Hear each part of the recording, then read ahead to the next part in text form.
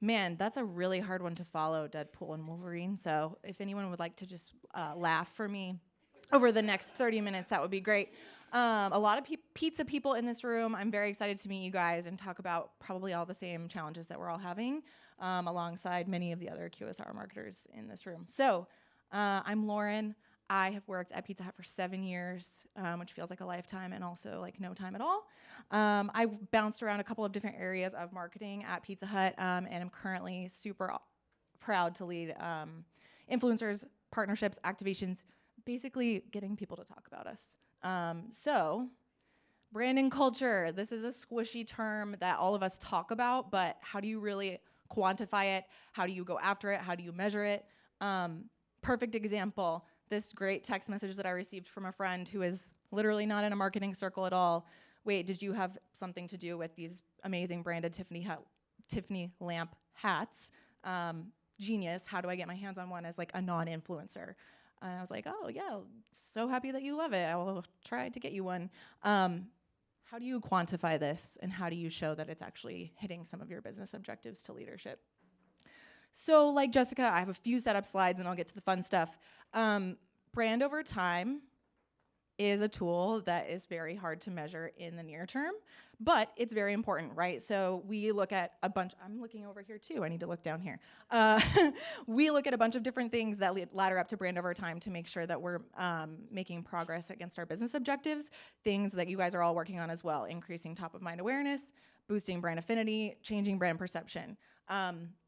Again, those take some time to change. So as we're going project by project, how are we showing that we are making contribution to the business, showing success, getting learnings from each project as we go? So the way that we measure success by project at Pizza Hut, our North Star is really impressions, earned coverage that could come in the form of media, social, et cetera.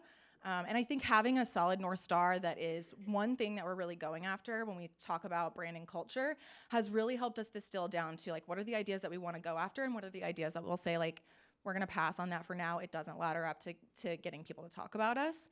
And I will say it took us a minute to get to that. And once we did, I think we started really feeling like we got some momentum and focus in the projects that we were doing. And now we have the opportunity to distill that down further to say, well, what are the quality of the impressions that we're getting? Are we at the bottom of a list that's like 10 things long? Are we getting pull through on our key visual? Is it a 10-minute video?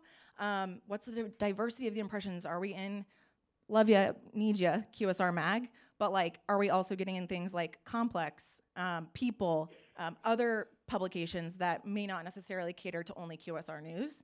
And then what's the sentiment of the impressions? Hoping the majority of them are positive or neutral. Last setup slide I have here is just how we take some of those goals and apply them to our planning approach. At Pizza Hut, we have a calendar just like you guys. That's a promotional calendar where we're kind of have our full 360 campaigns and national marketing coverage. But then we also have calendar agnostic opportunities to kind of fulfill in the world of culture as well. And really looking at both of those layers, the ideas that we choose to potentially go forward with can come to life in a bunch of different ways: social, media, product, influence, partnership, entertainment, to name a few. So I want to talk about a couple of different examples that ladder up to some of these, and you'll see too, you guys already know this, there's a lot of crossover in a lot of these. So some of them hit multiple, which is by design. So the first is an example of social, product, and influencer. We built the world's largest pizza with Airac. I know Chris was hating on the world's largest donut earlier, but I will say there's some really good learnings in here that were great for Pizza Hut. So if you don't know Airac, he's a YouTuber. A lot of your kids probably follow him. Candidly, I didn't know who he was until he slid into our DMs. But he's got 10 million subscribers now. And he was about to hit 10 million subscribers last year, and he said, I really want to build the world's largest pizza, break a Guinness World Record, and by the way, I want to do it with Pizza Hut specifically. He actually ended up photoshopping a tweet about Pizza Hut saying that we agreed to do this with him. And we all looked at each other the day at launch, and we were like, who promised that to Eric? And, you know, I think a perfect example of what Jessica just talked to, like some things just fall in your lap. So like we decided like, okay, if we don't go for this, What's going to happen? If we do go for this, what's going to happen? And I think one of the biggest unlocks for us was, yes, this is going to be a brand over time tool that hopefully everyone's talking about forever, but it's expensive. It's going to take us a long time to figure out how to do it. So how do we connect that to something that is a little bit closer to some of our sales overnight goals? And we said, oh gosh, we have the Big New Yorker coming back on our menu for the first time in 20 years. A highly requested, iconic menu product. And what better way to launch that than to build the world's largest pizza of the Big New Yorker? So that was a little bit of behind the curtain on how we kind of sold this into leadership. And from there, we said, all right, we have buy-in. We're going to figure out what our 355 campaign approach is. And I say that because no intention for TV with this campaign. And really think about like, what is the consumer experience through every single touch point, through PR, social, experiential, influencer, packaging, merchandise, culinary ops, to get the biggest bang for our buck out of the moment. So you can see mass amounts of influencer content that we garnered from this, a spectacle that you can't like go see and just not post about, right? So a lot of it unpaid, which was awesome. And you know, some awards that we were able to put on our resumes at the end of the day, as far as like top creator partnerships for the year, and a few others. I put a few learnings in here, and I have a few at the end as well. But one of my favorites is we did this with an influencer. We footed most of the bill. We handled most of the production. And I think that at a legacy brand like Pizza Hut, it can be really easy for us to say, like, how do we have the most control over this as possible so that it turns out to be what we want it to be? And I think one of the challenges that leadership gave to us, my particular boss gave to me, is like, the reason this is cool is because Eric wants to do it, and he wants to do it with us. So if we come and stomp all over everything, it makes it less cool. And that is sometimes hard to like communicate to leadership and get everyone comfortable with. So the analogy that my boss gave me at the time was, this is Eric's wedding, and we are the in-laws, and we have some say, but we are paying most of it, but it's his wedding. And I think that was such a great mindset to have all of our agencies in, every single person that touched this, just to say, like, this is less cool if we come in and try to stomp all over it. The last learning here is just a very content-rich experience. I mentioned the amount of free posts that we ended up getting from this as something that you just can't, you see this massive 15,000 square foot of pizza that did almost kill me to make, and you can't not take a picture of it. So a content-rich experience, I think, is one learning that we took into so many of our other activations going forward. So much so that on the next slide, this took place in January 2023, weeks before the Super Bowl. And we said, oh, the content from this is so good. We have a lot of pregame inventory in the Super Bowl, people who are planning their meals for Super Bowl, so less of the most expensive inventory than in-game. And we looked at our agencies and we were like, we throw a lot of challenges at you. How do you feel about making a pregame Super Bowl spot in 2 weeks? And we did. So this is the spot that ran Super Bowl 23.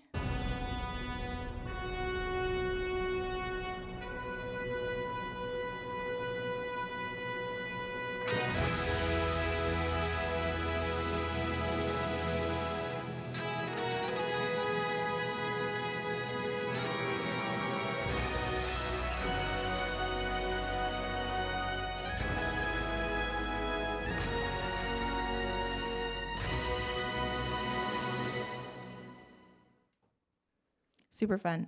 I'm very good at rolling dough at 3 a.m, if anyone needs help with that. Okay, the next one, a media and influencer activation. I won't make people raise their hands, but I will definitely say Love Island is a guilty pleasure show of mine that I sometimes hate watch. And it was huge this year. It was everywhere, especially Love Island US. If anyone is a Bravo fan, Ariana Madix, who has had the biggest year ever, was hosting this year, and the viewership was insane. And one of our partners came to us and said, hey, you guys want to do a paid media integration for the reunion? And we were like, okay, let us think about it. And they were like, cool, you have 24 hours. We were like, okay. So we said yes, and then we'll figure out what else we're going to do around it. So you can see in the top the integration. There was product integration. We had some interstitial ads, but we said like, how do we make this feel bigger, and how do we make it feel 1 + 1 = 3 instead of just this paid media integration that we agreed to very quickly and hope pays off for us. So we did a few different things, all of them very low lift, all of them at very fast speed. One was to harness the power of talent that were surrounding the Love Island community. We tapped Love Island enthusiasts. We tapped some of the talents. This is Leah's sister, Daria, because we knew Leah was going to be very expensive, and had them create content for us around the time of the reunion show. And then we gifted swag to literally anyone and everyone who would take it. And this is something that is pre-existing. It is designed by and for Gen Z to get people posting about us for free, and reaching these people who are coming off of like not being in the world for quite a while to rising to stardom very quickly. So hitting them when they're just on their way up, to get all kinds of free content like you see on the right side of the slide. So I have a couple learnings here really fast though. Another example of like, how do you quantify success? My sister-in-law sent me this picture of her Reddit thread that she was following, of the Love Island reunion chat, and people talking about like, anyone else getting swayed by these Pizza Hut ads? Like, some people saying like, man, Pizza Hut's getting more airtime in this show than some of the talent. And we kind of leaned into that, and we were like, yeah, we did our big one. Like, that's a phrase on the show, for those who don't know. And poked fun at ourselves, because to some of the points that we've talked earlier, like breaking the fourth wall is a big thing now. And so if people are talking about us, let's jump in on the conversation and laugh at ourselves as well. I'm going to play this Love Island enthusiast content really fast. We don't have to watch the whole thing, but it was too hilarious not to include. Literally, Miguel came over today to watch the reunion, and we ordered Pizza Hut. Literally, I got half veggies for me, and then half meat sausage for Miguel, because that's what he likes. Garlic parmesan, boneless bites, and blue cheese. If I don't post this video, then it's because of this man. I can't wait to take a bite. Okay, we could stop there.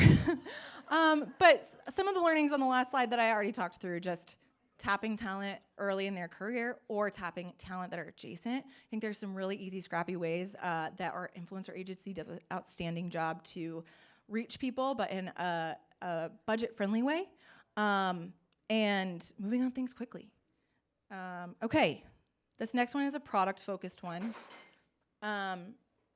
This one was all about marketing our hot honey pizza, which launched earlier this year.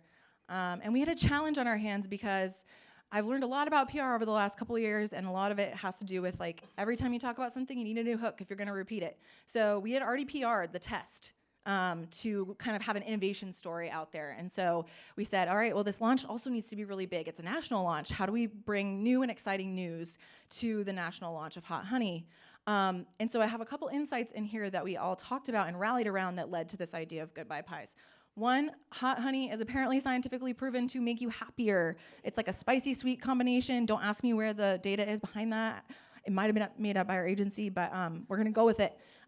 Gen Z is notorious for ghosting, which I personally believe is super savage. And then the highest percentage of breakups actually happen right before Valentine's Day. There's this awful holiday called Red Tuesday, where everyone is questioning like, what am I doing in this relationship? And do I want to be committed to this person? So very interesting combination of insights led to this idea of a goodbye pie, which is basically a pizza that you can send to someone to break up with them. And I think for us, sometimes the product forward stuff feels less fun in this space. And this one was like, oh, we're gonna go really big on this because this idea is super full of tension and very boundary pushing, and it's gonna get people talking. So the way it worked is it was in a very limited number of cities, and we said, okay, how are we gonna get other people involved to drive engagement at scale? For those who can't send a goodbye pie for the many people who are trying to break up with their significant other who aren't in the right city, let's send them a gift card and a pre-populated text message that they can send to their significant other to still get the message across. For those who reached us after the gift cards ran out, how are we continuing to get them involved? We generated this hilarious breakup excuse generator, 2 examples on here. I really don't want to have to buy you a Valentine's Day gift. The president called and needs help with president stuff. A little on the nose right now. And then we also did a smart media integration as an amplification. And I think the key here was like, we're not asking people to get involved, but we're asking for credit of the idea because it is so limited. And so we partnered with this Gen Z YouTube channel and show called The Cut, also savage, that is all about like speed dating and like either passing or continuing to talk to people. And so people who pushed this button and chose to pass, they got, the person who got rejected got a goodbye pie. You can see our friend Seth was talking about the moment on his late night show, Unpaid, and a great testament to the success of the campaign. So that is goodbye pies. Okay, next, partnership and influencer. This is the last one. Jimmy Fallon's personal pan pizza party with Chain. This is wild, and I did hear Chris say that people don't like chains. I think the people who own Chain might disagree. But if you don't know Chain, it is a restaurant concept that started in LA during COVID by BJ Novak and chef Tim Hollingsworth, who worked at the French Laundry. And they were like, guys, everyone loves chains. They have beloved brands and products that they're always talking about. How do we modernize them and make them interesting to people now? And so they started making these pop-ups where they would reinvent iconic products like the Doritos Locos Taco, like the Big Mac, and get people talking about these brands in a different way, in an innovative way. So we have a pretty long-standing partnership with them at this point. We started working together in Jan 2023 with this Tiffany Lamp bucket hat that you heard me talk about at the beginning, which sold out in 2 minutes. And then we said, okay, well, that went well. Let's keep talking about what we should keep doing. So we executed a cheesesteak pop-up with them, their interpretation of our new cheesesteak pizza, which was a new LTO from last year. We also executed a CPG product where we made pepperoni seasoning and everything pizza shake that we sold later in the year last year. And then we also participated in Chain Fest 2023. I think there's some people in this room who have jumped on that train as well, which is basically like the world's first gourmet food festival. All of that led to actually a text message with my contact there who said, hey, I know we've done a lot together and the Chain thing is probably starting to feel a little bit old. Jimmy Fallon just called me and he wants to do his own personal pan Pizza Hut party. And we said, yeah, how much? And I think the price tag was a testament to the relationship that we had built with the Chain team and the relationship that we had built with Jimmy. We've done a few programs with him in the past. And we were like, he wants to feature one of our iconic and ownable products at his own pizza party. Yeah, that's a no-brainer, like Deadpool and Wolverine. So we executed a party in LA where it was open to the public, and Jimmy surprised people and came and made his own favorite personal pan pizza. It's a very spicy pizza for anyone who's wondering. And I think that this one in particular harnessed the power of strong relationships. It was an opportunity for us to highlight a distinct and notable asset to Pizza Hut. It was an opportunity for us to really work with a partner that had shared goals. I think that's why we continued to go back to Chain over and over and over again. And they have really high production standards. So we were like, we know you guys are going to do a good job executing this, whatever we do. And then tapping into talent with true and authentic love for the brand. Authenticity was a big buzzword in the last presentation, and it's one that we use a lot at Pizza Hut as well, to make sure that we're coming across to the right audiences in the right way.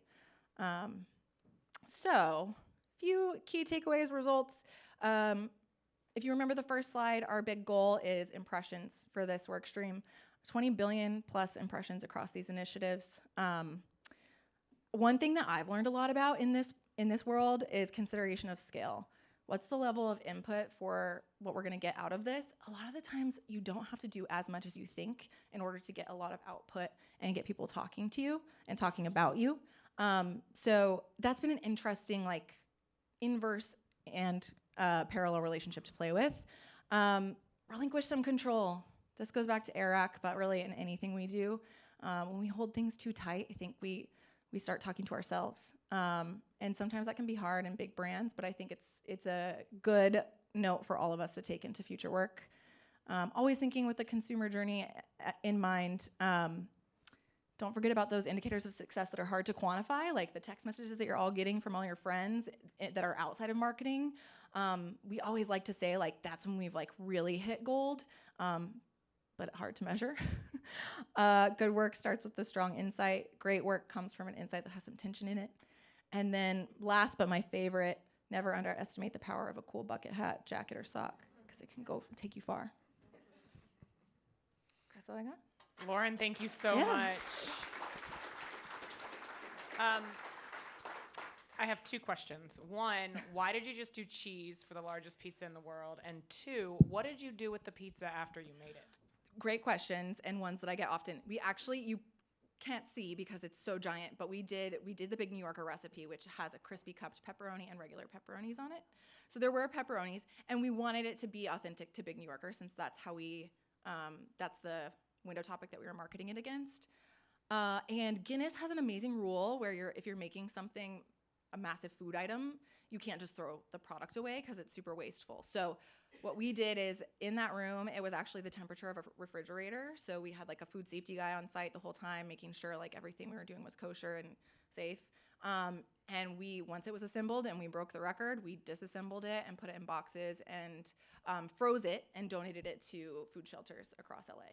Love that. Did you use that as part of any of your marketing efforts? We didn't. It got picked up, but we didn't want to go out as that being like one of the biggest pieces that we were talking about, because it felt like if people talk about it, we can get credit for it, but let's not make it the main message.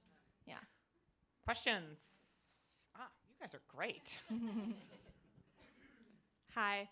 Caitlin Sullivan from Dairy Queen again. My Dairy Queen order is a butterscotch jelly bar. Love it. Question for you. So a lot of what you shared was pretty like centered around Gen Z. How, like, as a millennial, how do you decide when it makes sense to focus on like specific demographics? I know, like, again, as a millennial, like, I think at least twice a year I see like a viral meme about how the world was a better place when the Pizza Hut reading program existed. So like, how do you... It still does, actually. Oh my God. Which we have some work to do on that. But like, how do you decide kind of when and where to tap into those different demographics? It's a great question, and to be honest with you, I think we're still figuring that out. I think for a long time it was age down and diversify our brand, because, I mean, we all know this. If we don't get Gen Z to start buying our food, we're going to become obsolete sooner rather than later. But to your point, we can't be ignoring our other audiences that have a higher propensity to buy from us and have been loyal to us in the past. So I don't know what the mix looks like currently, but I do think that we have to strike some balance between the two of them. And that's not to say, too, like, yes, Arak is a creator that has a lot of Gen Z following, but there can also be elements within each campaign and touch points that do speak to other audiences. So finding a way to say, like, this one is lion's share reaching Gen Z, but how do we make it feel a little bit relevant, or find our millennial and Gen X friends where they are as well. So that's kind of a non-answer, but I do think it's about striking the right balance. And yeah, that's all I got. All right. Hi, I'm Mel with Chiba Hut Toasted Subs. Hi. And when you're working with influencers, do you look at what they're gonna post first and like do suggested copy and verbiage, or do you just kind of let them go with it and have it be organic in the moment? It's a good question. And it depends. But I would say if we are contracting talent, we are paying them. We do look at their content and we give them a brief. But I will say I've been on influencer for 4 years at Pizza Hut, and we have very much evolved what our brief looks like. It used to be, this is the triple treat box from Pizza Hut. It has 2 medium pizzas and breadsticks and Cinnabon, and you can get it for $19. Now it's like, here are a few of the key points. Take with them what you want and tell us what you think is going to work for your channel and your audience, because that's what we're trying to reach and resonate with is the people that follow them. So that has become more of us letting go of control of a creative brief. The organic stuff is the Wild West. We don't see, we don't approve. We just say, oh, did you see someone posted this? Do we want to repost it, or do we want to ignore it and not pay attention to it? So, yeah. Lauren, thank you so much. Thank you.